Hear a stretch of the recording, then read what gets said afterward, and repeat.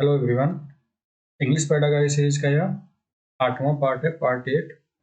और ये आपकी पेडागॉजी सीरीज चल रही है। इसमें अभी तक 7 पार्ट हम लोगों ने टॉपिक वाइज क्वेश्चंस किए हैं। आज का टॉपिक है teaching learning materials. Teaching learning materials के 10 प्रमुख क्वेश्चंस को यहाँ पे डिस्कस करने वाले हैं। इसके पहले हम लोगों ने 7 टॉपिक के कुछ 10 प्रमुख क्वेश्चंस को डिस्कस किए हैं। तो अगर आप लोग नहीं देखेंगे तो वहाँ पे जाकर देखिएगा, और चैनल पे अगर नए हैं तो सब्सक्राइब जरूर कर लेना, जिससे कि नोटिफिकेशन आसानी से आप तक पहुंच सके। चलो क्वेश्चन स्टार्ट करते हैं। पहला क्वेश्चन देखो, पोएट्री टीचिंग इज, यानी टीचिंग लर्निंग मटेरियल के 10 क्वेश्चन, आसान क्वेश्चन हैं। यहाँ पे आपको बताना है कि जो आपको poetry teaching learning teaching is dot dot, तो पोएट्री टीचिंग कैसी होती है? To learn word and parses, या फिर टू लर्न पोएटिक डिवाइसेस, या फिर और इंजॉयमेंट एंड एप्रिसिएशन, या फिर to write a critical commentary. तो पोएट्री कैसे टीचिंग की जाती है, यहाँ पे 4 ऑप्शन दिए हैं, उसमें बताना है। तो वर्ड एंड पार्सेस के सीख करके, या फिर टू लर्न पोएटिक डिवाइस का यूज करके, या फिर आनंद और एप्रिसिएशन यानी उत्साहवर्धन करके, या फिर to write a critical commentary यानी उसका क्रिटिकल रूप से कमेंट करना के रूप में पोएट्री टीच करते हो, सीखते हो। यहाँ पे पहले का आंसर क्या हो जाएगा?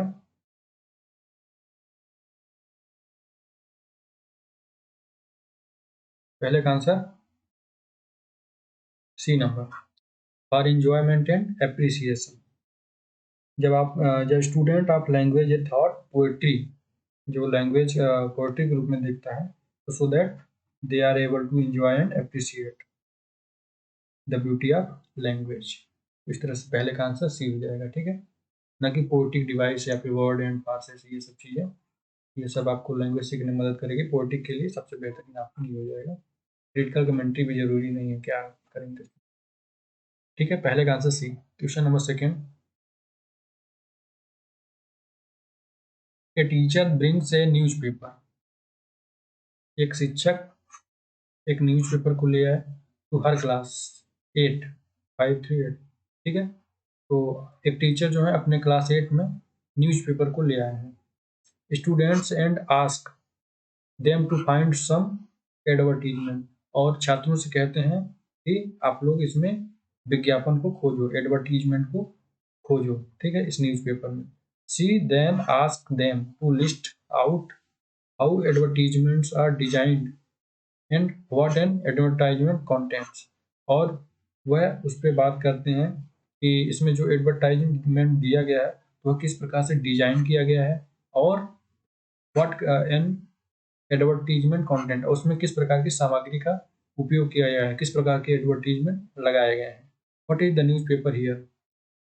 अब ये जो स्टेटमेंट दिया था इसके आधार पे आपको बताना है what is the news paper here, तो जो यहाँ पे न्यूज पेपर है वो क्या है।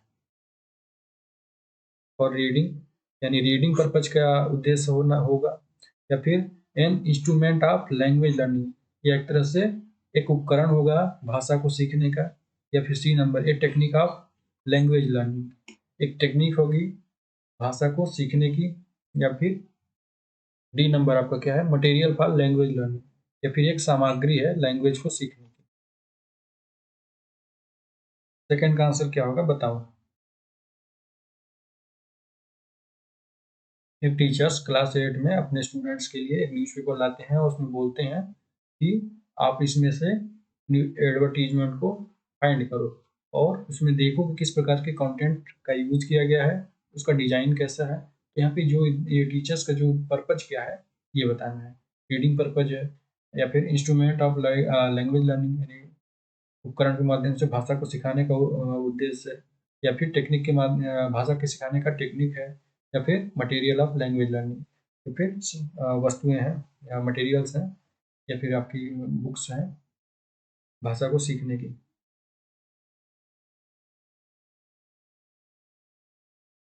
तो यहाँ पे जो आंसर हो जाएगा D number, material of language learning. जो आपका न्यूज़पेपर है एक तरह से मटेरियल ऑफ लैंग्वेज लर्निंग, भाषा को सीखने का उपकरण है, पदार्थ है, वस्तु है, ठीक है। ये जो टास्क दिया गया है, the teachers is using realise in the classroom as a teaching learning material, in the classroom, यानी वो जो टीचिंग लर्निंग मटेरियल के रूप में न्यूज़पेपर का यूज कर रहे हैं for the benefit of the student, छात्रों के लाभ के लिए। क्योंकि वो जो न्यूज़पेपर होता है तो उससे छात्र काफ़ी ज़्यादा जुड़े हुए होते हैं, मतलब उसको जानते हैं बहुत अच्छी तरीके से, और उसमें आसानी से लैंग्वेज को पढ़ भी सकते हैं। लैंग्वेज का डेवलपमेंट करने के लिए एक तरह से मटेरियल है। सेकेंड का answer D. Question number third, literature for children is considered as, literature for children is considered as a या एन रीडिंग। जो आपके लिटरेचर होती है, साहित्य होता है, तो चिल्ड्रंस के लिए किस प्रकार का होता है, कंसिडर्स होता है, ठीक है, एडिशनल बर्डन के रूप में, या फिर ऑथेंटिक सोर्स के रूप में, या फिर हिंड्रेंस मटेरियल के रूप में, इंस्पिरेशनल सोर्स के रूप में। जो आपका साहित्य होता है वो छात्रों के साथ किस प्रकार का पढ़ने वाला साधन होता है, एडिशनल बर्डन यानी अधिक बोझ युक्त होता है, या फिर ऑथेंटिक सोर्स यानी एक तरह से ऑथेंटिक सोर्स है, या फिर हिंड्रेंस मटेरियल छुपा हुआ कोई सामग्री है, या फिर इंस्पिरेशनल सोर्स यानी एक तरह से प्रेरित करने वाला उदाहरण हो सकता है, सोर्स होता है, साधन होता है। थर्ड का आंसर यहाँ पे क्या होगा?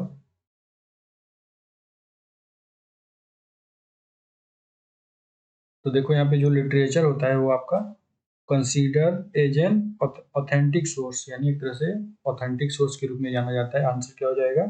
B number. ये ऑथेंटिक सोर्स होता है language and reading of for the learners since the provide them exposure to various genres, जो कि विभिन्न प्रकार की पीढ़ियां जो है उसमें से अपने इनपुट को प्रदान करती हैं साहित्य के माध्यम से, और इस तरह से साहित्य अगर बच्चा पढ़ रहा है तो एक ऑथेंटिक सोर्स होती है, एक बेहतरीन सोर्स होती है। यहाँ पे थर्ड का आंसर बी हो जाएगा। क्वेश्चन नंबर 4 की ओर चलते हैं। Flash card is an example of, flash card किसका एग्जाम्पल है, उदाहरण है?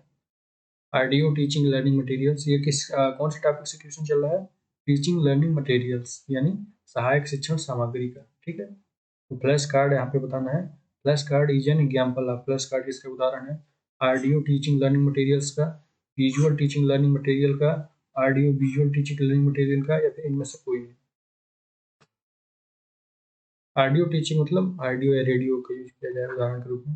विजुअल यानी जो दिखाई दे, आपकी बुक होती हैं, किताबें होती हैं, और ऑडियो विजुअल यानी टेलीविजन होता है जिसमें आपको दिखाई भी दे और सुनाई भी दे। फोर का आंसर यहाँ पे क्या हो जाएगा? Flash card. फ्लैश कार्ड क्या होता है? एक तरह से बोर्ड होता है या फिर कागज का बना हुआ होता है, उसमें कुछ चित्र या जो भी कंटेंट सामग्री सिखाना होता है उसमें लिखा या छपा होता है, वही होता है फ्लैश कार्ड। आपने देखा होगा कपिल शर्मा शो या बहुत सारी शो में उसमें फ्लैश कार्ड में कुछ लिखे रहते हैं और क्वेश्चन पूछते हैं सामने वाले सेलिब्रिटी से, ठीक है। यहाँ पे फोर का आंसर क्या हो जाएगा? B number, visual teaching learning materials, यानी इसको देख करके सीखा पढ़ा जाता है। फोर का answer B. Question number 5, which of the following is not true regarding teaching learning materials. यहाँ पे नीचे चार ऑप्शन जो दिए गए हैं, तो टीचिंग लर्निंग मटेरियल्स के रिगार्डिंग कौन से नहीं है, यानी टीएलएम के थ्रू, टीएलएम के अंतर्गत नहीं आते हैं। तो पहला, they are use to make teaching more efficient, क्या ये नहीं आएगा टीएलएम के अंतर्गत? मोर इफिशियंट यानी बहुत ज़्यादा आसान बना दे पढ़ाने को, तो क्या ये सही है या गलत है? या फिर they bring fun innovative to the class, यानी वह आप क्लासरूम में इनोवेटिव आइडियाज प्रदान करते हैं टीचिंग लर्निंग मटेरियल्स। या फिर दे क्रिएट ए टीडियस एटमोसफियर, या फिर वो टीडियस एटमोसफियर का निर्माण करते हैं। या फिर D number, they make learning fun, वह फन लर्निंग फन के रूप में होते हैं। 5 का आंसर यहाँ पे क्या हो जाएगा?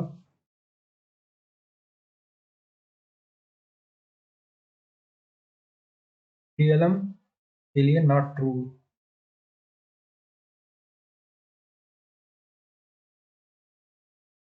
आंसर सोचा 5 का? सी हो जाएगा, they create a tedious atmosphere. इसका जो the very purpose of using teaching learning materials is to avoid boredom, मतलब बोर नहीं करता है, and facilitate creativity among students in the class, यानी क्लासरूम में बहुत ज़्यादा क्रिएटिविटी को इनोवेट करता है, आइडिया प्रदान करता है। टीचिंग लर्निंग मटेरियल्स होते क्या है, जैसे आपके प्रोजेक्टर होते हैं स्कूल्स में, या फिर आपका जो LCD स्क्रीन हो गया, ये सब टीचिंग लर्निंग मटेरियल के अंतर्गत आते हैं। और या फिर आपका बोर्ड भी है, वो भी है, सहायक उपकरण है। यहाँ पे आंसर हो जाएगा 5 का C। Question number 6, answer the following question by selecting the most appropriate option. यहाँ पे सबसे उपयुक्त आंसर को बताना है।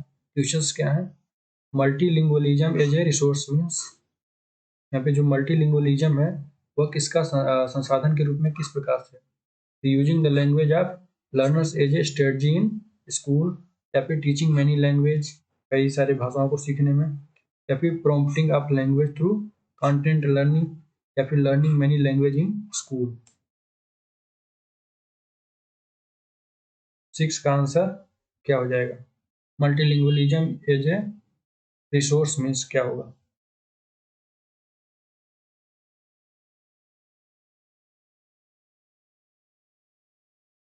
6 का आंसर ए हो जाएगा, using the language of learners as a strategy in schools. जो आपका मल्टी लैंग्वेजिज्म में बहुभाषिकता होती है, तो वहाँ पे स्कूल में स्ट्रेटजी के रूप में यूज करना चाहिए। ठीक है, तो आंसर 6 का A. Question number 7, language is a textbook should be used according to the, जो आपकी भाषा होती है, भाषा का टेक्स्ट बुक की भाषा उस प्रकार से किस प्रकार से यूज करना चाहिए, यूज अकॉर्डिंग टू द किस प्रकार से यूज करना चाहिए। आप देखो, एज ऑफ द फैसिलिटेटर यानी एक सहायक उपकरण के रूप में, या फिर difficulty level of the learners, या फिर लर्नर की कितना किस प्रकार से कठिनाई है उसके रूप में, या फिर एज ऑफ द लर्नर्स यानी लर्नर्स की आयु के रूप में, या difficulty level of facilitator, facilitator के डिफिकल्टी लेवल के अनुसार। 7 का आंसर क्या हो जाएगा, तो देखो जो लैंग्वेज होना किस प्रकार होनी चाहिए, language to be use according to the age and interest of the learners, यानी उसकी उम्र और उसके इंटरेस्ट के आधार पर होना चाहिए, depending upon the age basically the language should be presented so that the learners are able to understand the content in the text book, और उसमें जो कंटेंट दिया है उसके अनुसार वह सीखने योग्य होना चाहिए। तो 7 का आंसर यहाँ पे बेसिकली डिपेंड होना चाहिए उसके एज पे, ये नहीं कि एज उसका कुछ भी है और उसको जो सामग्री दी जा रही है वो कुछ और है, अलग है, शायद पहले ही पढ़ाई लगे प्राइमरी के बच्चों को।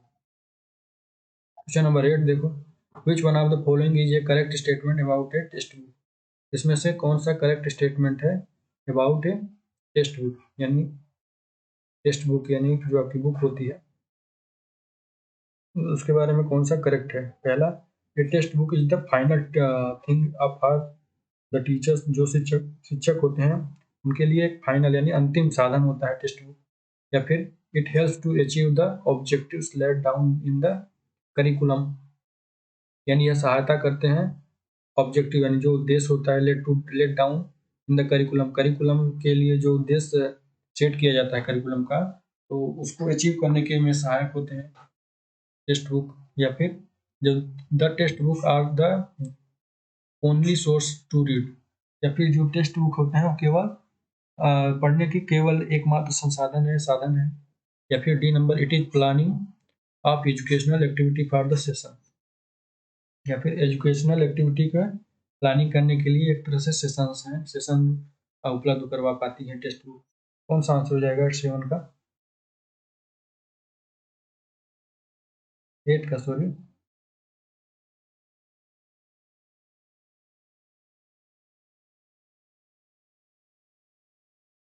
यहाँ पे आंसर हो जाएगा B number, text book are not only teaching materials for learners but also students self directed learning materials for preparation and revision purpose. तो ये सब उद्देश्य लिए होती है टेक्स्ट बुक आपकी, और ये आपकी अचीव करती है objective and let down in the curriculum, जो आपको लेट डाउन करिकुलम दिया जाता है। तो यहाँ पे 8 का आंसर बी हो जाएगा। क्वेश्चन नंबर 9 की ओर चलते हैं, learnings aids are materials which, जो आपके लर्निंग यानी सहायक उपकरण होते हैं और मटेरियल्स वो कौन से होते हैं, replace the teachers in a classroom, यानी जो आपके लर्निंग मटेरियल्स होते हैं, एड्स होते हैं, सहायक उपकरण होते हैं, वह टीचर्स को स्थानांतरित कर सकते हैं, यानी टीचर के स्थान पे अगर टीचर ना हो तब भी वो काम कर सकते हैं। क्या ये सही होगा? A number. या B number, confuse the learners about a particular concept, कोई भी कॉन्सेप्ट को कंफ्यूज करने में कर देते हैं TLM जो आपके होते हैं लर्निंग एड्स या मटेरियल्स। या फिर C number, make the students fight among themselves, अपने साथियों में चारों ओर फाइट लड़ाने में सहायक होते हैं। या फिर D number, facilitate learning by guiding the learners towards understanding of the concept, तो यहाँ पे फैसिलिटेट करते हैं लर्निंग के और गाइडिंग के रूप में टुवर्ड्स अंडरस्टैंडिंग द कॉन्सेप्ट, यानी कॉन्सेप्ट को समझने के लिए। तो क्या आंसर होना चाहिए लर्निंग एड्स मटेरियल्स या TLM की यहाँ पे? 9 का आंसर क्या होगा?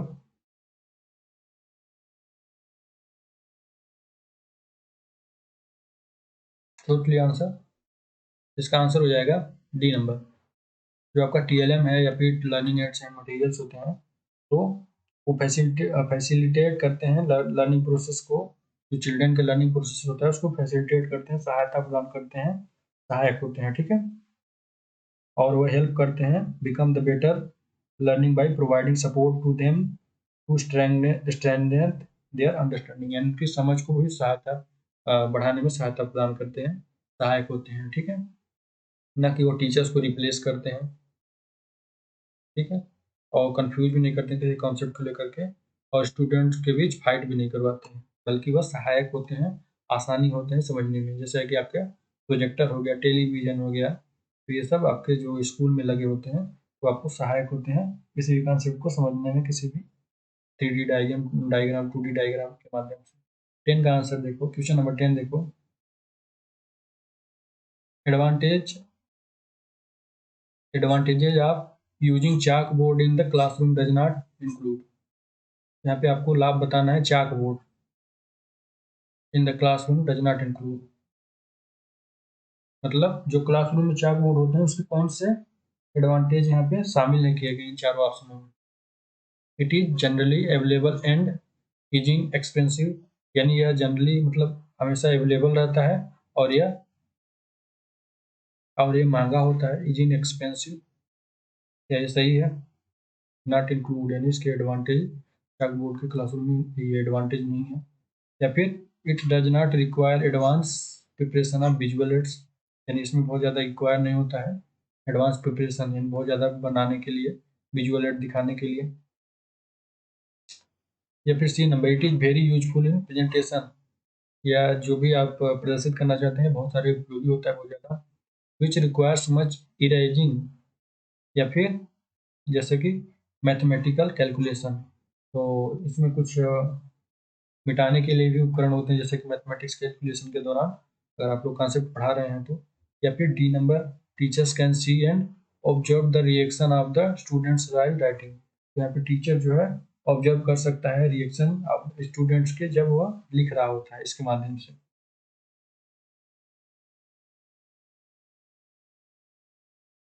तो इसमें बताना है चाक बोर्ड का कौन सा एडवांटेज नहीं है, एडवांटेज इसमें इंक्लूड नहीं है। 10 का आंसर क्या होना चाहिए? तो ये भी होगा, पहला नंबर तो होगा, बिल्कुल सही है, क्योंकि ये जनरली हर एक क्लासरूम में अवेलेबल होता है, एक्सपेंसिव भी हो सकता है, एवरेज कुछ पैसे तो लगते ही होंगे। It does not require advance preparation of visual add, तो इसमें बहुत ज़्यादा एडवांस के रूप में ज़रूरत नहीं होती, बहुत ज़्यादा हाई फाई हो।